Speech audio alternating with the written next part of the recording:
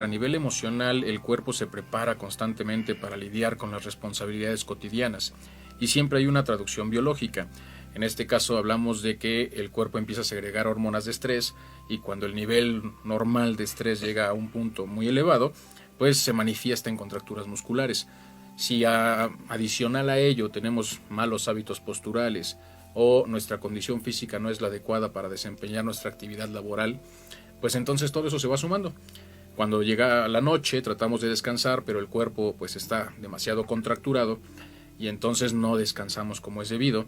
Y día a día todos esos factores van sumando, hasta que por alguna razón, puede haber muchas ahí, pero por alguna razón se pinza un nervio, se irrita un nervio y es cuando la persona siente la manifestación de un dolor agudo, de un dolor profundo. Puede ser o no necesariamente en la zona donde está la lesión. A veces, al hablar del sistema nervioso, pues puede estar, no sé, a media espalda, a algún costado, puede reflejarse a la zona frontal. Entonces, todo suma a esa cuestión y bueno, dentro de las situaciones más comunes, iniciamos con la dismetría de cadera.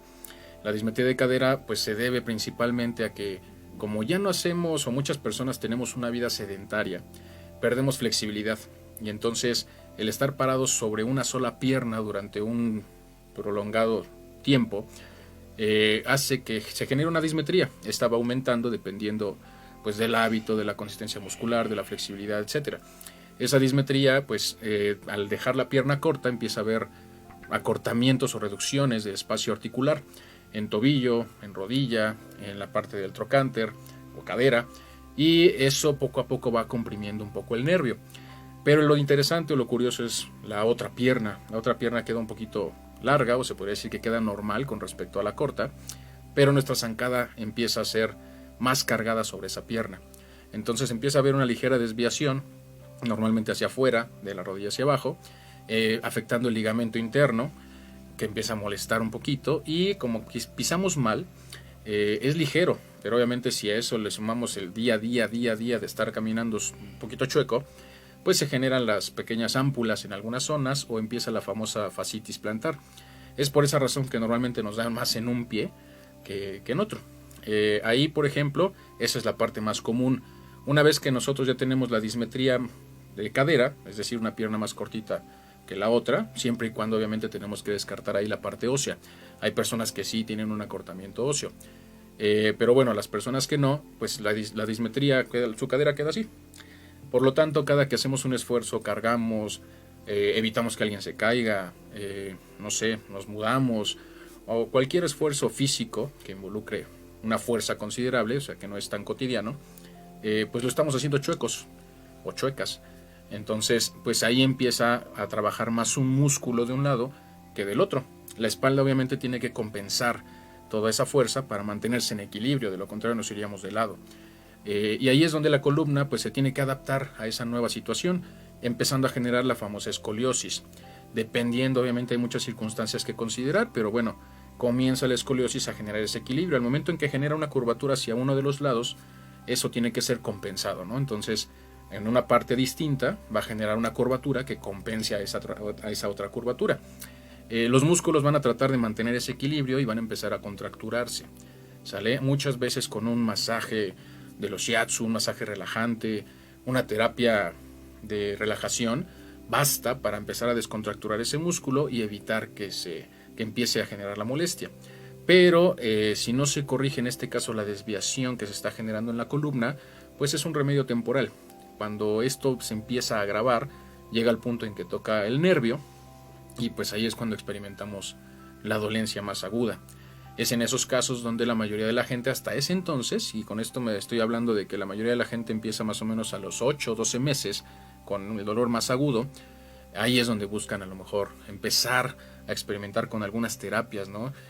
Ahí eso les puede llevar más tiempo porque pues van buscando, descartan o encuentran soluciones temporales y pues dura 2-3 semanas y después vuelve a reaparecer. Entonces, pues sí, ya hablamos de la carga, en las cosas del trabajo.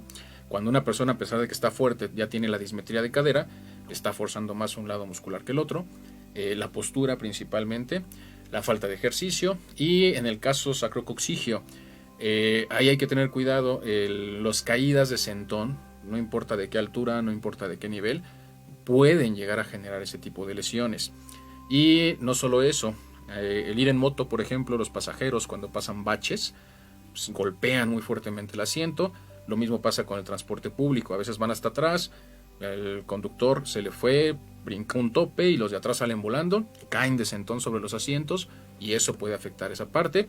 O incluso a veces, no sé, se les va el equilibrio, se recargan con algo y había una estructura que no se percataron de su existencia, se golpean justo en esa zona y eso puede generar una ligera desviación. ¿Sale? Obviamente, como todo, tenemos grados de afección. Puede ir desde muy ligerito, que se puede corregir incluso con la masa muscular o con el mismo andar, o sí puede generar una desviación considerable que ya genere molestia, principalmente cuando nos sentamos, pues obviamente sentimos que algo nos está picando en la zona, justo arribita de la zona del ano. Ahí es donde se siente principalmente la parte del coxis. El problema es que el coxis para la columna vertebral es como una cabeza de víbora.